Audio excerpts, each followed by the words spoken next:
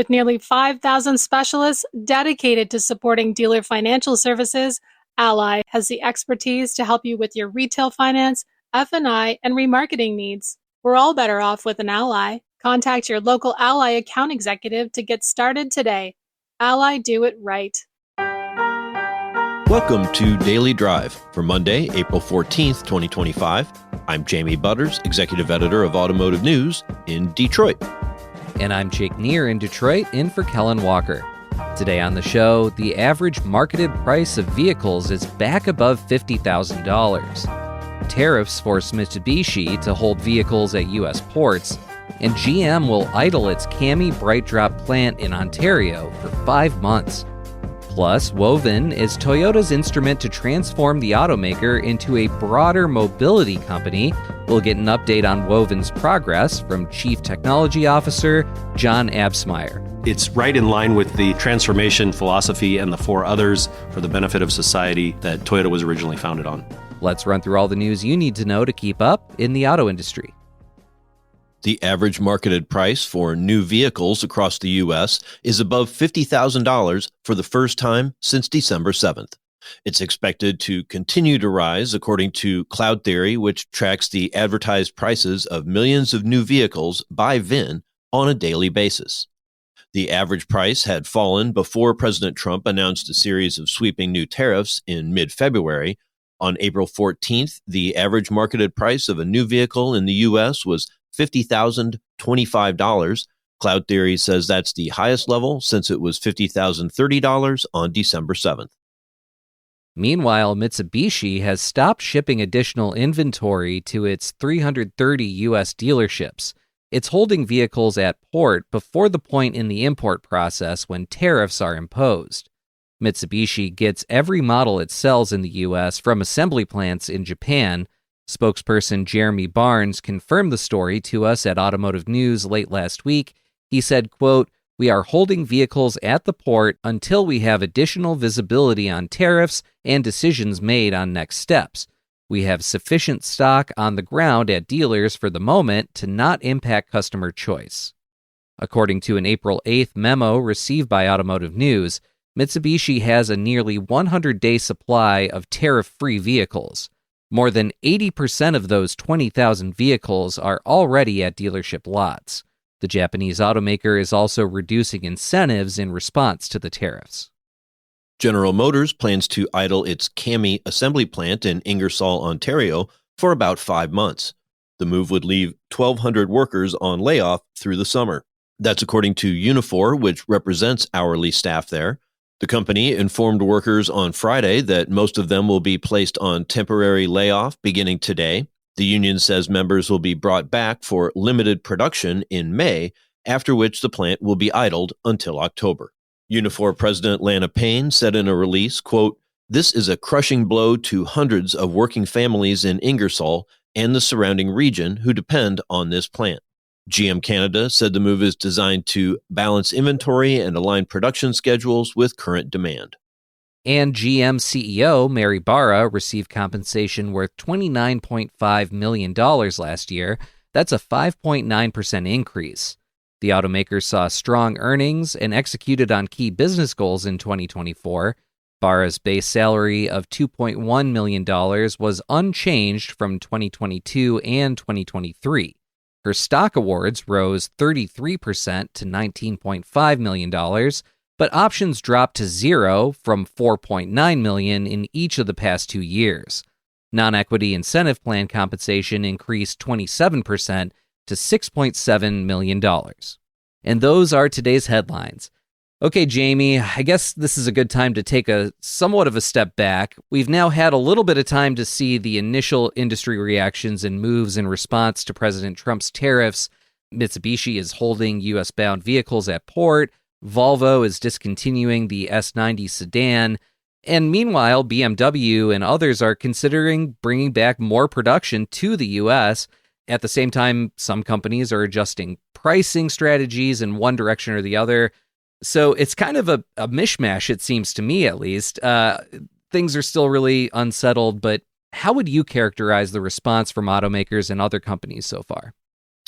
Yeah, as you said, the range of reactions has varied. A few brands that are completely import dependent, moving quickly to minimize the damage of these tariffs, kind of maybe in the hopes that in the next 2 to 3 months, the tariff situation can be resolved.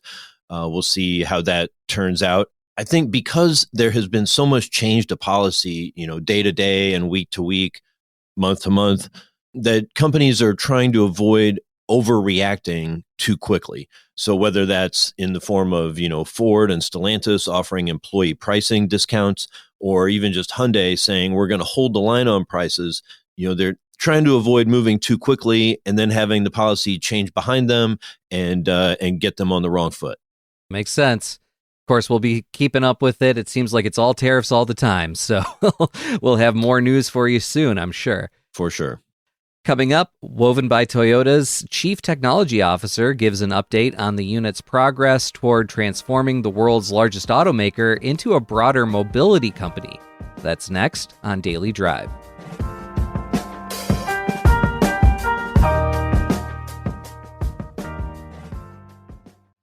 For over 100 years, Ally has helped dealers like you serve your customers by providing the best-in-class products and services you need, and by remaining true to the automotive passion we share.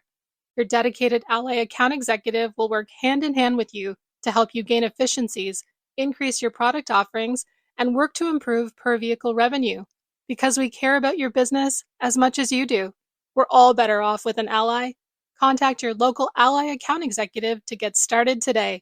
Ally, do it right. Welcome back to Daily Drive. I'm Jamie Butters with Jake Neer. The world's largest automaker hasn't always been an automaker. Toyota's origins actually lie in Japan's weaving industry. In 2019, then CEO Akio Toyoda announced a new transformation. He said it would become a mobility company, and that its woven unit would help lead the innovation to make that possible. John Absmeier is the Chief Technology Officer of Woven by Toyota. Our own Pete Bigelow caught up with him last week at Woven's offices in Ann Arbor, Michigan. Here's a piece of their conversation. For those who don't know Woven, or you guys have been so heads down lately, maybe it's been a while, reacquaint us with Woven. What is Woven all about? Yes, great question. So Woven was started to become the home ground of mobility for Toyota.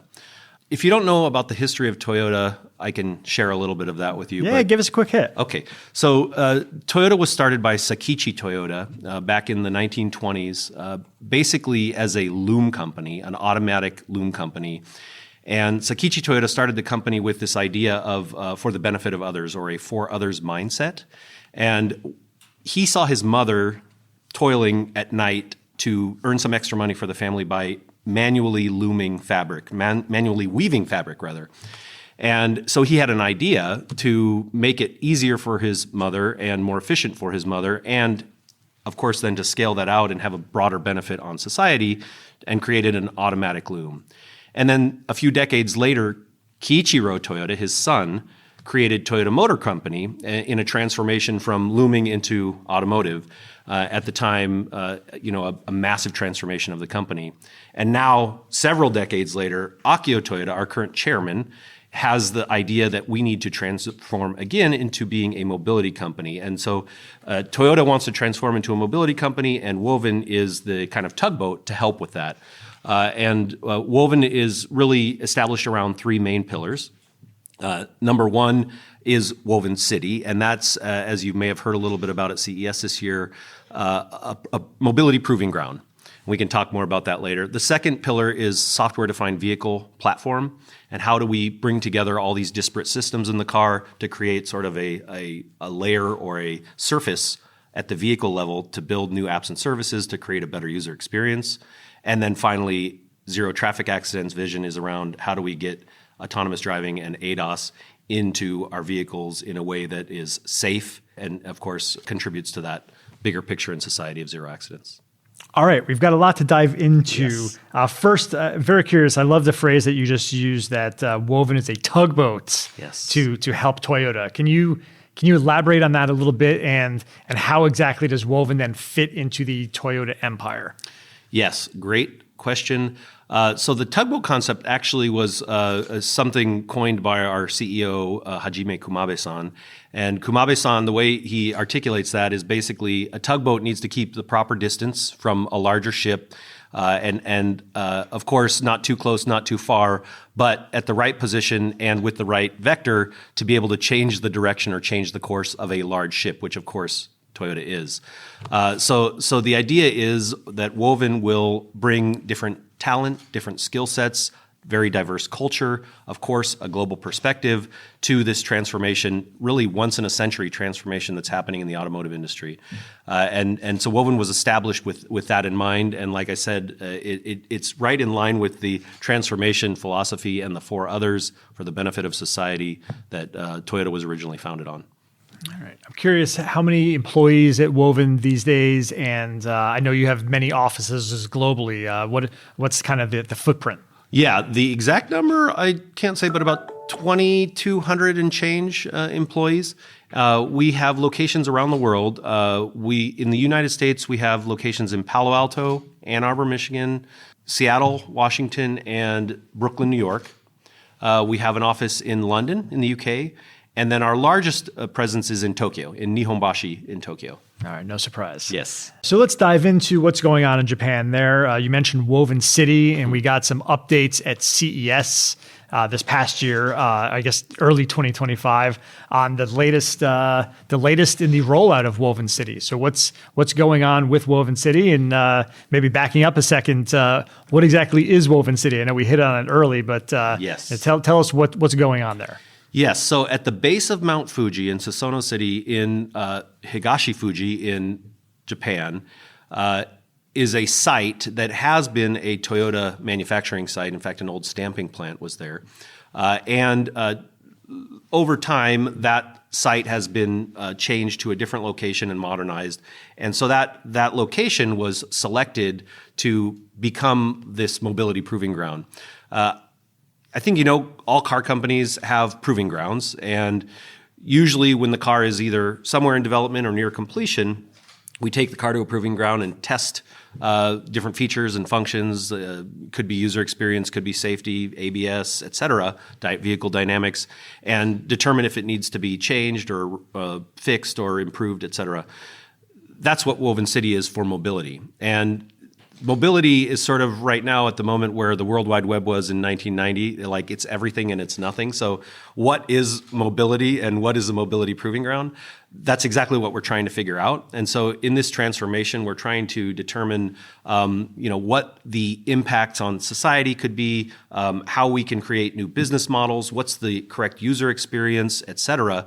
And it's really around the mobility of people, goods, information, and energy. So at CES, we announced the completion of phase one of Woven City, and that was completed in October of last year. Actually, I visited the city a couple of months ago, right after the completion, and it's incredible. It's a beautiful setting, of course, right at the base of Mount Fuji, but also the design of the city is we call human-centric. So trying to connect people with cars, connect cars with infrastructure, and connect people with infrastructure. So I think of it like a triangle of sorts. And really, that's the whole mission of Woven around those three apexes. Yeah, give us a sense of what is it like on the ground there at the foot of Mount Fuji? What is it like walking around? And I know it's not just a mobility test track per se, but there's people who are moving in or are going to move in soon. There's other startups who are setting up shop there. What's it like? It's incredible. I have some pictures I can share with you, but it's very beautiful, of course. And right now, especially beautiful because it's cherry blossom season. But that also means it's allergy season. But in any case, the city was designed thinking about different modes of mobility. And so we have everything from micromobility, small scooter type mobility, of course, pedestrians, electric vehicles driven by humans. We have our e-pallet, which is a sort of robo-taxi shuttle service. We also have robots, logistics robots that are moving packages sort of underground and in the infrastructure of the city. So there's a lot of different types of mobility. As I said, we're focused on mobility of people, goods, information, and energy. There's also a complete connected infrastructure in the city and different types of energy sources and sinks in the city. So from hydrogen to batteries to typical grid. You can hear Pete's full conversation with Woven by Toyota Chief Technology Officer John Absmeier on Shift, a podcast about mobility. That's available now wherever you get your podcasts. That's Daily Drive for today. I'm Jamie Butters. And I'm Jake Neer, in for Kellen Walker. Thanks to automotive news journalists Urvaksh Karkaria, Lindsay Van Hully, and Lawrence Iliff for their reporting for today's podcast. We also had reporting from David Kennedy of our sibling publication, Automotive News Canada. You can get the latest news on tech and innovation, tariffs, and everything happening in the auto industry at autonews.com. We'd love to hear from you. Let us know what you think of the show and the topics we covered today. Send us an email at dailydrive@autonews.com or leave us a voicemail at 313-444-2774. And if you enjoy the podcast, remember to like, leave a review, and subscribe so you never miss an episode.